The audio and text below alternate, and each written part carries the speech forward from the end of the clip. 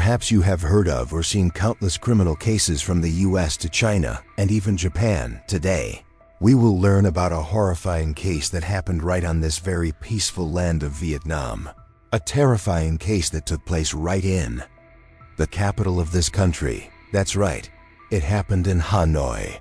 You are following the major case of beauty queen Ho Yen Nhi, the perpetrator who hired a taxi to transport the victim's body and dispose of it in the Hong River. As usual, if this story leaves an impression on you, don't hesitate to leave a like as a form of encouragement for us. And if this is the first time we've had the chance to meet, hit the follow button and turn on the notification bell to stay updated on the most classic criminal cases. The city of Hanoi is the capital of Vietnam and the cultural and political center of the country. The case we are covering today took place in Gia Lam District, Hanoi. This case caused great confusion and fear among the people on October 13, 2023. At around 12:30 p.m., Tran Man Dat, 31 years old, a fisherman from Linh Nam, Hanoi, was out fishing on the Hong River with his wife. Their fishing boat had just moved a short distance from the shore when they spotted a strange object floating on the water, about 30 meters away. For people who fish, this might seem like an ordinary occurrence. Since trash often floats on the surface, however, this time was different. The object had a human-like shape, resembling a mannequin. Dat did not think it was anything serious and wanted to continue fishing to avoid delaying his daily work schedule. But his wife disagreed. She was very curious and wanted to know what it was. So Dat approached to take a closer look. The horrifying thing was that it was not trash or a part of any mannequin, but it was a human leg. At that moment, Dat was shocked and immediately reported to the police. After the Gia Lam District Police received the information, a police unit was dispatched to the scene right away. They retrieved the body part floating on the river and brought it ashore. After inspection, they discovered it was the left leg of a body. Clearly, this was not an ordinary case. After that, the authorities focused on searching the surrounding area to find the remaining body parts. Not long after, the search team quickly discovered a skull in the bushes along the riverbank. Although decomposition had already begun, the police could still recognize that it was the head of a young woman. At around 3:30 p.m., the search team discovered new traces on a pile of abandoned garbage in the bushes. They found flies swarming densely and many fresh cement marks. The police immediately used tools to dig through the concrete. The deeper they dug, the more terrible the stench became. After removing the cement layer, the victim's torso was revealed, wrapped in a blanket and tied with rope around it. Besides the head and left leg, which had been removed, the rest of the body was still intact. The girl was wrapped in a blanket, her fingernails were painted white, and her toenails were painted sky blue.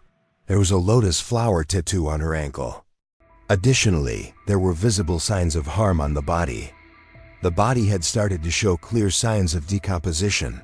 After determining that this was a particularly serious case, the Hanoi City Police reported the situation to the Ministry of Public Security. The head of the investigative agency was also assigned and came to the scene to guide the local police in conducting a better investigation. The forensic report showed that the victim was about 18 years old and 16 meters tall. The cause of death was related to injuries to the chest area, resulting in acute blood loss.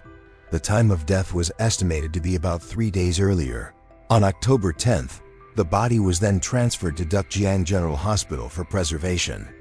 Afterwards, the police released some details about the victim, hoping that anyone with information would provide further clues to help identify the victim as soon as possible. The next morning, the victim's mother recognized her daughter through a lotus flower tattoo on the right ankle in the photo. She said that a few months ago, her daughter had moved out to live alone. By comparing DNA, the police confirmed the girl's identity as Ho Yen Nhi. Born in 2006 from Hanoi, she had participated in the Miss Ao Dai Vietnam contest in 2022. At the time of the contest, she registered as a student of Hanoi University of Theater and Cinema. In January 2023, Ho Yen-ni won the title of second runner-up. She was also considered one of the standout contestants in the competition, with a beautiful face. During an interview with reporters, Ho Yen-ni said that she aimed to win the runner-up position, not to connect with the elite, but to challenge herself. She wanted to use this opportunity to become more confident and to convey a positive spirit to everyone. She also added that she is currently single and wants to focus on her studies to improve her professional knowledge. She wants to achieve the artistic dream she has been pursuing. She lived a relatively private life, occasionally sharing some everyday moments on social media, mostly photos of her participating in volunteer activities. She once shared on her personal page that as long as there is love, gratitude, and kindness towards the world will eventually respond to your kindness. A young, beautiful girl full of passion for life passed away painfully, causing many to feel deep regret. A judge from the Miss Eo Dai Vietnam contest said she greatly admired Ho Yen-ni after the competition. Everyone was concerned about her situation. After hearing rumors, they sent messages to Ho Yen-ni to check on her but received no response later. Emotional photos of runner-up Ho Yen-ni circulated widely online, which increased the sorrow of her family and friends. In the end, Yen-ni's family decided to have her cremated. They wished for her soul to rest peacefully and be free from earthly worries.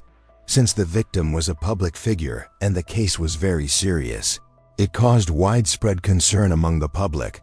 The Hanoi police investigation team immediately began their work, committing to apprehend the responsible party. The police started to reconstruct the victim's social connections. Based on the evidence gathered, they identified a suspect. The suspect's name is Ta Dai-kan, 38 years old, from Tai Bin. According to surveillance footage, after the case became public, Ta Dai-kan seemed anxious and went into hiding. The police tracked him from when he left his apartment to Giap Bat bus station. Traveling to Tai Bin, he was carrying only a backpack. Ticket records also showed that he purchased tickets to various other places, likely attempting to complicate the police investigation. Meanwhile, Hanoi police expanded their investigation to many areas, not only Tai Bin, tracking the victim's connections and restricting movement in related provinces. They shared the suspect's photos and identity with border checkpoints, seeking assistance to prevent Kan from escaping the country. However, the police have not yet located Ta Dai-kan. He is from Tai Bin and has a wife and child.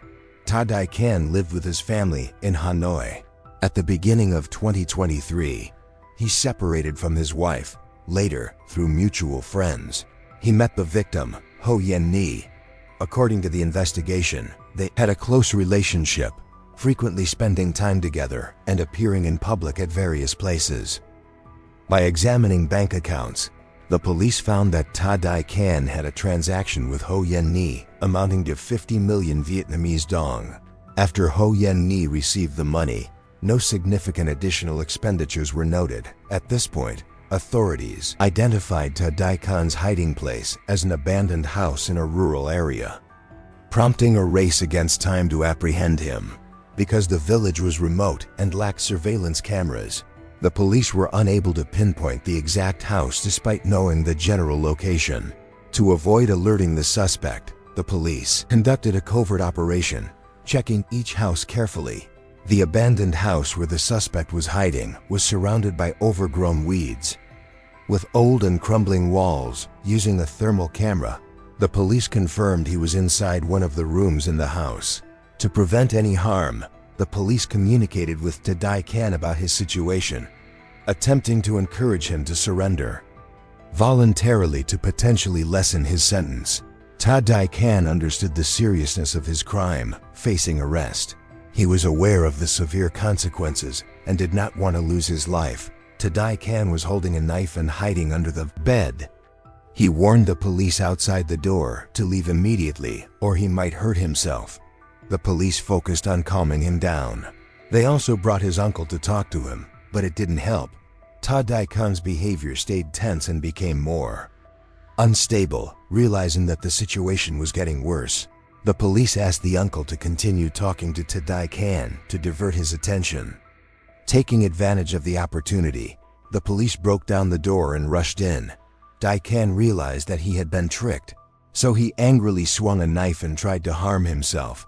Once the police entered the room, they quickly took control and administered first aid, then transferred him to the nearby general hospital for treatment. Throughout this time, the police kept encouraging him to stay calm and avoid worsening his injuries. Around 11 p.m. on October 14th, the deputy director of Hanoi police announced at a press conference that after 34 hours of investigation and search, the police had successfully apprehended the suspect Dai-kan. The police are now waiting for him to recover before proceeding with the investigation. If proven responsible, he will face legal consequences. Fortunately, Dai-kan's injuries were not life-threatening. After receiving treatment, his vital signs stabilized and he gradually regained consciousness. He agreed to cooperate with the police interrogation, realizing that he had no escape. He eventually told the police why he took Ho Yen-ni's life. In early 2023, he saw her at the Miss Audai Vietnam Awards ceremony and felt deeply drawn to her. Later, he found out that her father was an old acquaintance of his, which pleased him greatly. He managed to get in touch with Ho Yen-ni's father and later got to know their daughter. After meeting Ho Yen-ni, Dai-kan used work as a reason to separate from his wife. He then moved alone to Gia Lam district, rented an apartment, and presented himself as a successful, older, single man. He often showed up at events where Ho Yen-ni was present, looking for opportunities to connect with her and discover shared interests. Over time, the persona Dai-kan presented made a positive impression on Ho Yen-ni. Eventually, they began a romantic relationship. Dai-kan said that Ho Yen-ni suddenly asked him for 50 million dong to take care of some matters, but didn't explain the details. This raised his suspicions. Actually, he wasn't as financially stable as he had suggested. He had monthly rent and support costs for his family. 50 million dong was a significant sum for him. Additionally, he did not know how Ho Yen-ni planned to use the money. As a result, Dai-kan was reluctant to give this amount of money. However, Ho Yen-ni kept assuring him that she would repay it soon, wanting to keep up his image. Dai-kan lent her the money, but after several days, Ho Yen-ni did not repay as agreed, and Dai-kan's patience wore thin. On October 10, 2023, Dai-kan arranged to meet Ho Yen-ni. The two acted normally as usual, having dinner together. At that time, Dai-kan received a message demanding rent payment from the landlord. This made him upset. However, Dai-kan still tried to maintain his good image. After returning to the apartment in the center of Gia Lam district, Dai-kan immediately talked to Ho Yen-ni about the debt repayment issue.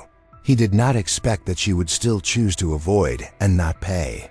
This made the tension between the two even higher. Dai-kan, in a fit of anger, grabbed the knife on the table and stabbed Ho Yen-ni in the chest many times. Ho Yen-ni lost too much blood and was no longer able to fight back. Dai-kan then thought he could escape this crime, so he took Ho Yen-ni's body into the bathroom and performed a dissection on her body. The next day, he bought a large cooler box to place Ho Yen-ni's body inside, sealing it tightly with tape. He recalled that someone had previously died near the Hong River, and the body was discovered after a long time without identification. He then decided to choose the Hong River as the place to dispose of the body. That night, he hired a taxi driver and placed the cooler box inside the car trunk. The driver noticed the box was very heavy and asked what was inside. Dai-kan gave a brief answer to avoid further questions. When they arrived at the bank of the Hong River, Dai-kan disposed of a part of the contents into the river, hoping it would disappear quickly. After that, he looked for another location to hide the remaining items.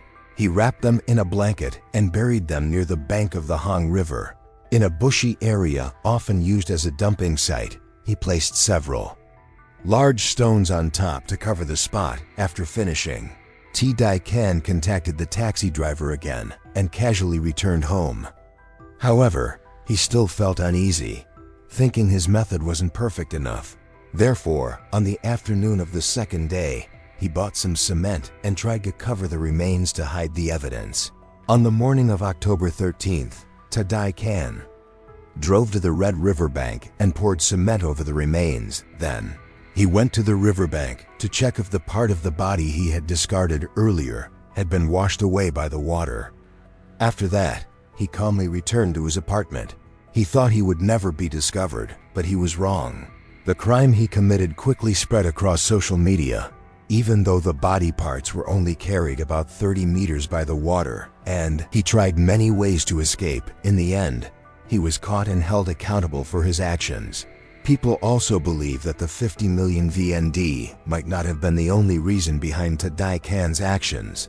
His wife told the police that her husband was not usually a hot-tempered person who used violence to solve problems. According to his wife's description, when he was young, he moved to Hanoi seeking better educational opportunities and more job prospects. After getting married, he briefly returned to his hometown in Tai Binh, but then settled permanently in Hanoi with his wife.